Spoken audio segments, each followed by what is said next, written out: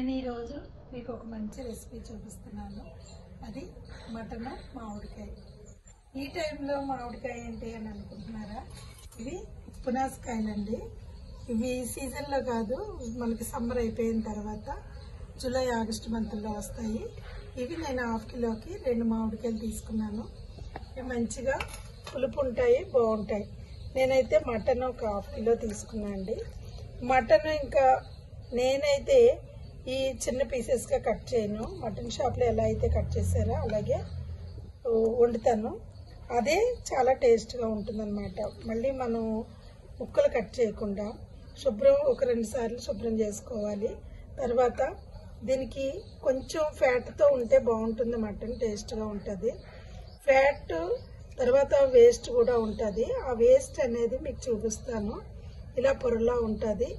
ఈ పొరలో ఉన్నది మనము తీసేసుకోవాలి, లేదంటే అది నరంలా సాగుతూ ఉంటుంది అన్నమాట. ఈ విధంగా మనం తీసి శుభ్రం చేసుకున్నట్లయితే చాలా బాగుంటుందండి. చాలా టేస్ట్గా ఉంటుంది. మీరైతే ఖచ్చితంగా చేసి చూడండి. ఇదంతా వేస్ట్. ఇలా వేస్ట్ ఉన్నదంతా మనము తీసి పడేయాలి. మనం ఎన్ని రుచులు చేసినప్పటికీ, ఎన్ని రుచులు చూసినా మన పెద్దవాళ్ళు చేసిన రుచి మాత్రమే గుర్తుండిపోతుంది ఎప్పటికీ. మా అమ్మ ఇలా చేసేది, మా అత్త ఇలా చేసేది అని చెప్పుకుంటూ ఉంటాం. అలాగే మనం చేసినా కూడా మన పిల్లలు చెప్పుకుంటారు. మనకి మటను మామిడికాయ రెడీ అయిపోయింది.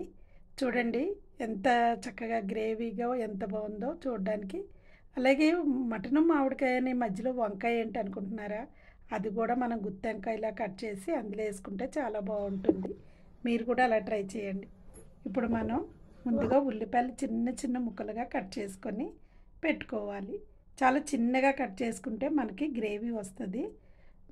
తర్వాత మామిడికాయలు కూడా కట్ చేసుకోవాలండి. మామిడికాయలు చూడండి, అవి చిన్న స్క్వేర్లా కాకుండా క్రాస్గా కట్ చేసుకుంటే కనుక బాగా ఉడుకుతాయి అన్నమాట. ఇప్పుడు కడాయి పొయ్యి మీద పెట్టుకొని స్టవ్ వెలిగించుకోవాలి. తర్వాత ఆయిల్ వేసుకోవాలి. ఆయిల్ మరిగిన తర్వాత చిన్నగా కట్ చేసుకున్న ఉల్లిపాయలు, మధ్యలో ఒక నాటు పెట్టుకున్న పచ్చిమిరపకాయలు, కొంచెం కరివేపాకు వేసి బాగా వేగిన తర్వాత ఈ మటన్ శుభ్రంగా కడిగి పెట్టుకున్నాం కదా, ఈ మటన్ని వాటర్ లేకుండా పిండుకొని అందులో వేసుకోవాలి. వేసుకున్న తర్వాత దాంతోపాటు కొంచెం సాల్ట్ అయితే వేసుకోవాలి. వేసుకున్న తర్వాత మూత పెట్టుకోవాలండి. నేనైతే కుక్కర్లో వండట్లేదు. మనం కుక్కర్లో వండిన కూరకి బయట వండిన కూరకి చాలా తేడా ఉంటుందండి. బయట వండిన కూర చాలా రుచిగా ఉంటుంది. ఇప్పుడు మనకి మటన్ ఉడుకుతూ ఉంటుంది. ఈ మసాలా ప్రిపేర్ చేసుకుందాం.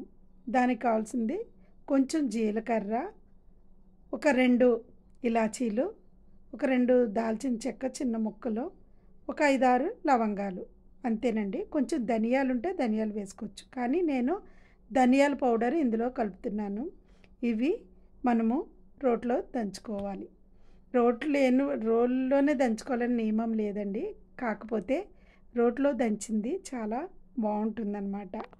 మనం మిక్సీలో కూడా పట్టుకోవచ్చు. అయితే ఈ విధంగా నేనైతే మసాలా ప్రిపేర్ చేసుకుంటున్నాను. అది బాగా చితక నల్లగొట్టి తర్వాత అది నూరినట్లయితే మంచిగా మనకి వస్తుంది. ఇందులోనే కొంచెం ధనియాల పొడి యాడ్ చేస్తున్నాను కదా, ధనియాల పొడి కూడా యాడ్ చేస్తున్నాను అన్నమాట. యాడ్ చేసి ఇప్పుడు మనకి మసాలా అయితే రెడీ అయిపోయిందండి. ఇప్పుడు మూత తీసి చూద్దాము మనకి మటన్ ఎంతవరకు రెడీ అయిందో. చూడండి, కొంచెం కూడా మనం వాటర్ వేయలేదు కదా. చూడండి ఎంత వాటర్ వచ్చిందో. మనం మటన్ వేసిన తర్వాత కొంచెం సాల్ట్, చిటికెడు సాల్ట్ వేసి మూత పెట్టినట్లయితే అందులో ఉన్న వాటర్ అంతా కూడా బయటకు వచ్చేస్తుంది అన్నమాట. ఈ వాటర్ అంతా ఇంకిపోయే వరకు మనము ఏమీ వేయొద్దు. తర్వాత కొంచెం ఆయిల్ పైకి వచ్చిన తర్వాత ఇప్పుడు అల్లం వెల్లుల్లి పేస్ట్ వేసుకోవాలి. అల్లం వెల్లుల్లి పేస్ట్ వేసుకున్న తర్వాత దాని పచ్చివాసన పోయేంత వరకు మనం కలిపి మూత పెట్టుకోవాలన్నమాట. ఇప్పుడు అల్లం వెల్లుల్లి పేస్ట్ కూడా అయిపోయింది. పసుపు ఇందులో ముందుగా మనం పసుపు ఉప్పు కారం యాడ్ చేసుకుందాం. ఇది మీకు ఈ రెసిపీ మీకు అయితే మంచిగా నచ్చుతుందని అనుకుంటున్నానండి. నా వీడియోస్ అయితే చాలామంది చూస్తున్నారు కానీ లైక్ చేయట్లేదండి. నేను నా ఛానల్ ముందుకెళ్ళాలంటే లైక్ చేయాలి కదండి. ప్లీజ్ అండి, దయచేసి లైక్ చేయండి. చూసిన ప్రతి ఒక్కరూ చేయకపోయినా కొంతమంది అయినా చేయాలి కదా. లైక్ అయితే అసలు ఎవరూ చేయట్లేదు. మీరు ఇంతవరకు నాకు ఎంతగానో కోఆపరేట్ చేశారు, కానీ ఇంతకు ముందు చేసే అన్ని లైక్స్ కూడా చేయట్లేదు. దానివల్ల నేను కూడా డిస్కరేజ్ అవుతున్నాను. అంటే నేను చేసేవి నచ్చుతున్నాయా లేదా అనేది నాకు అర్థం కావట్లేదు. కాబట్టి ప్లీజ్ అండి, ఒక్క లైక్ చేసి నన్ను ఎంకరేజ్ చేయండి. ఇంకా ముందు ముందు మీకు నేను మంచి మంచి రెసిపీస్ అందిస్తాను. మీరైతే నాకు చేయవలసిన హెల్ప్ అదొకటేనండి. లైక్ చేయండి, నన్ను ఎంకరేజ్ చేయండి ప్లీజ్. ఇప్పుడు పసుపు, ఉప్పు, కారం వేసేసుకున్నాను. వేసుకున్న తర్వాత మనకి ఆల్మోస్ట్ మటన్ ఒక పావు వంతు ఉడికిపోయినట్టేనండి. ఎందుకంటే మటన్లోంచి వచ్చిన వాటర్ ద్వారా మనకి ఉడికిపోతుంది అన్నమాట. ఎంత ఉడికినప్పటికీ అదే చికెన్ అయితే మనకి తక్కువ వాటర్తో చాలా ఈజీగా ఉడికిపోద్ది. కానీ మటన్ అలా కాదండి. మటన్కి అయితే కొంచెం వాటర్ ఎక్కువగానే యాడ్ చేసుకోవాలి. అందులోనూ కుక్కర్లో అయితే మనకి చాలా తొందరగా ఉడికిపోద్ది. మనం విడిగా బయట వండుతున్నాం కాబట్టి ఆ పీస్ గట్టిగా ఉంటుంది కాబట్టి మెత్తగా ఉడకాలంటే మనం ఎక్కువ వాటర్ యాడ్ చేసుకొని బాగా కుక్ చేసుకోవాలి. ఇలా చేయడం వల్ల మనకి రుచి అయితే ఆ తేడా అనేది మనకి కుక్కర్లో వండిన దానికి దీనికి మనకి ఈజీగా తెలుస్తుంది అన్నమాట. దీని రుచి అయితే మనము వదిలిపెట్టలేమన్నమాట, అంత బాగుంటుంది విడిగా వండితే. ఇందులోనే నేను 2 నవనవలాడే వంకాయలు తీసుకున్నాను. మనం ఫిష్ కర్రీలో కూడా చాలామంది ఆంధ్ర వాళ్ళు ఇలా వంకాయ కట్ చేసి వేసుకుంటారు. చాలా బాగుంటాయి ఫిష్ కర్రీలో ఇలా వంకాయ కనుక తింటే. అదేవిధంగా వంకాయ మామిడికాయ కూడా వండుతాం కదండి. ఆ వంకాయ మామిడికాయ వండినప్పుడు ఆ కూర చాలా టేస్ట్ ఉంటుంది. ఇప్పుడు మనం మటను వంకాయ మామిడికాయ వండుతున్నాం కాబట్టి అందులో వంకాయలు ఒక 2 నేను తీసుకున్నాను. మన ఇష్టం, ఒక 2, 3 వేసుకోవచ్చు. అంతకంటే ఎక్కువ వేసుకున్నా బాగుండవు. ఆ 2 వేసుకొని చక్కగా గుత్తి వంకాయలా కట్ చేసుకొని వేసుకొని అది దాంతోపాటు మనం మామిడికాయలు కూడా వేసేసుకోవాలి. ఈ మామిడి ముక్కలు వేసుకోవడం వల్ల ఇలాగా ఇది ఒక చిన్న టిప్ అండి. ఏంటంటే ఇలా క్రాస్గా కట్ చేయడం వల్ల మనకి తొందరగా ఉడికిపోతుంది మామిడికాయ. మనం స్క్వేర్లో చిన్న ముక్కలు కట్ చేసినా అది టైం పడుతుంది. మరి అదేంటో తెలీదు. చిన్నగా కట్ చేస్తే తొందరగా ఉడకాలి కదా, కానీ ఇలా పెద్ద పెద్ద పీసులు క్రాస్గా కట్ చేస్తే చాలా ఈజీగా తొందరగా ఉడికిపోతాయి అన్నమాట. ఇలా ఉడికిన తర్వాత మనము వంకాయను అందులో ఉంచకుండా కర్రీలో ఉంచకుండా సెపరేట్ చేసుకోవాలి. ఇలా చేసినట్లయితే మనకి నిజంగా చాలా బాగుంటుందండి మటను మామిడికాయ. అందులోనూ పునాసకాయ పులుపు ఇంకా ఎక్కువగా ఉంటుంది. మన సీజన్లో వచ్చే మామిడికాయల కంటే ఈ పునాసకాయలు చాలా పుల్లగా ఉంటాయి. ఒక మంచి టేస్ట్ అయితే ఉంటాయి. అందువల్ల ఈ పునాసకాయలు కనుక ఈ సీజన్లో దొరుకుతాయి కాబట్టి మీరు కూడా ట్రై చేసి చూడండి.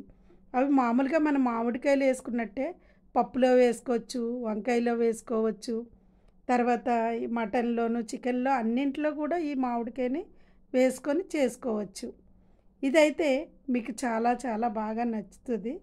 మీరు కూడా ఖచ్చితంగా ట్రై చేయండి. చాలామంది నాన్ వెజ్ ఎక్కువ చేస్తున్నారు, వెజ్ చేయట్లేదు అంటున్నారండి. నేను ఖచ్చితంగా వెజ్ చేయడానికే ప్రయత్నం చేస్తాను. వెజ్తో కూడా చాలా రెసిపీస్ ఉన్నాయండి. నేను అవన్నీ మీకు చేసి చూపిస్తాను. ఇప్పుడు మనకి కర్రీ అయిపోయింది. ఇందులో ఇప్పుడు లాస్ట్ ఫైనల్గా మసాలా వేసుకుంటాం. మసాలా మనం దంచుకొని పెట్టుకున్నాం కదా, ఆ మసాలా వేసుకొని తర్వాత కొత్తిమీర వేసుకుంటామన్నమాట. ఈ కొత్తిమీర వేసుకున్న తర్వాత ఈ మసాలా వేసిన వెంటనే కొత్తిమీర వేయడం వల్ల ఆ రెండింటి ఫ్లేవరు ముక్కులు నిజంగా అండి ముక్కుల్లో పోతుందన్నమాట. ఆ స్మెల్, ఆ ఫ్లేవర్ అంతా ఎప్పుడు తిందామా అన్నంతగా ఉంది ఆ ఫ్లేవర్ అయితే. చూడండి, ఈ వంకాయ చూడండి ఎంత బాగుందో.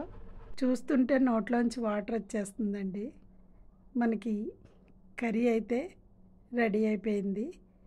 ఇలా మటన్లో కానీ ఫిష్లో కానీ వేసిన వంకాయ అంటే మా హస్బెండ్ నేను చాలా ఇష్టంగా తింటాం.